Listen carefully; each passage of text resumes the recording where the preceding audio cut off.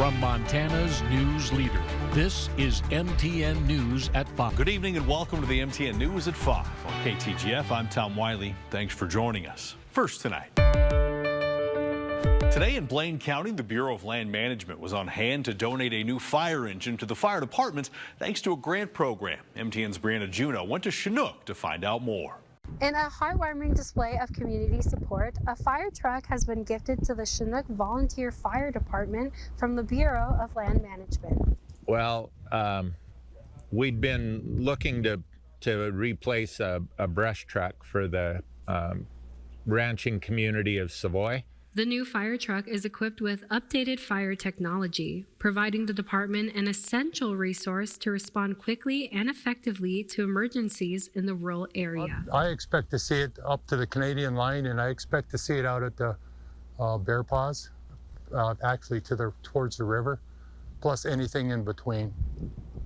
Oh, it'll help for the ranching community out there with their wildland firefighting and issues, so they have a designated truck that they can use when, lightning strikes or any kind of fire, wildland fire anyway. The fire department in Blaine County serves a smaller community and countryside where resources and funding are limited. The Bureau of Land Management recognized this need. We drove it up from Lewistown. Resources are hard to come by and they can be fairly expensive. So if we can donate something old of ours, I think it's very beneficial for us to help the folks who are more local than some of us can be. Yeah, it's really good when we can cooperate with other agencies and utilize those funding pathways, And the Bureau of Land Management has donated trucks to rural fire departments before in Phillips and Valley County. The truck will be put to use immediately on the eastern portion of Blaine County. No, I'd just like to thank BLM for it, and we'll put it to good use. In Blaine County, Brianna Juneau, MTN News.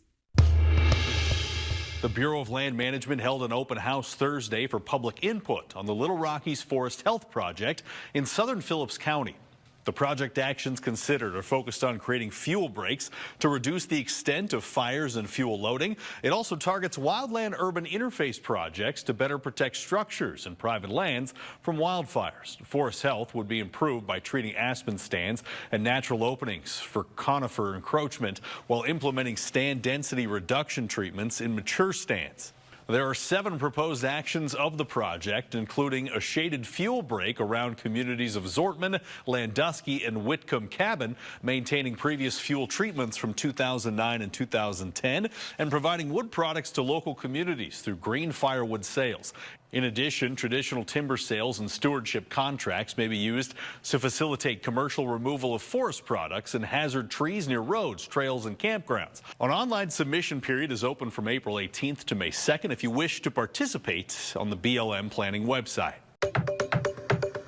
The Montana Department of Commerce has closed new applications for its cybersecurity grant program. According to the department, the application deadline had previously been April 30th, but applications exceeded available funding. The program aims to help small to medium-sized Montana businesses evaluate their cybersecurity readiness, and businesses can be reimbursed up to $8,000 for implementation of security practices. Applications were accepted on a first-come, first-served basis. The one-time funding for the program totaled around $1.9 million. Cloudy skies and cooler temperatures heading into the weekend. Time now for a check of our forecast with meteorologist Curtis Grevenitz.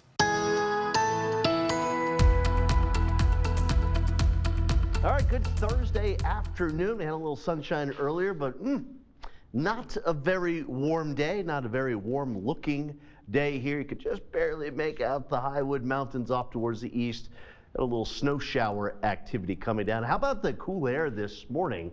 Here's some of the more notable cold spots. Location, Big Sky, that was the coldest temperature I could find. 3 above 0. Newland Creek at 5. That's, of course, in the Little Belt Mountains in between Kings Hill and White Sulphur Springs. Bozeman down to 8. Toston to 12. Helena, the valley hit 15 and 16 degrees in Great Falls. Most of the state in the single digits and teens. Had a few 20s here and there. You can see some of the snow shower activity. Northeast Montana, boy, that's coming with a lot of wind. Not very comfortable up there. and a little bit of that snow out around the high woods and near Geyser and right along the Rocky Mountain front. We'll take a closer look at the radar coming up in the next check of the forecast. But yeah, this April air is set on cold. It will be another cold night, cold day tomorrow for Friday, and then another cold night as we go through Friday night into Saturday. And then it looks pretty nice. For Saturday, you'll be saying, what a weekend. And then Sunday will be like, what a windy weekend. I'll have more in our next check of the forecast. Well, the Great Falls Theater Company is preparing to present Steel Magnolias to Great Falls starting Thursday and running through Saturday. Steel Magnolias is a comedy drama about the bond among a group of Southern women in Northwest Louisiana. MTN's Owen Skornick-Hayes visited with the cast ahead of the play's debut and has more. I love a good hot dog, just not with cream and sugar. Since its inception, the Great Falls Theater Company continues to grow. Their spring production of Steel Magnolias will be the company's third full-scale production and first non-musical. When you think about Steel Magnolias, everyone seems to have a really a great connection to that story, and so we thought this is the perfect story, our first straight play to do for the community. Many audiences are familiar with the film, which starred Julia Roberts, Dolly Parton, Sally Field, and others. The stage version of the acclaimed film hopes to evoke sentiment and nostalgia. It's one of those shows with just, you know, timeless messages of found family and love and laughter and trials and tribulations. It's just a story about women coming together as a community during, you know, the peaks and valleys of our lives. The set delivers much of this nostalgia built by Great Falls resident John Johnson.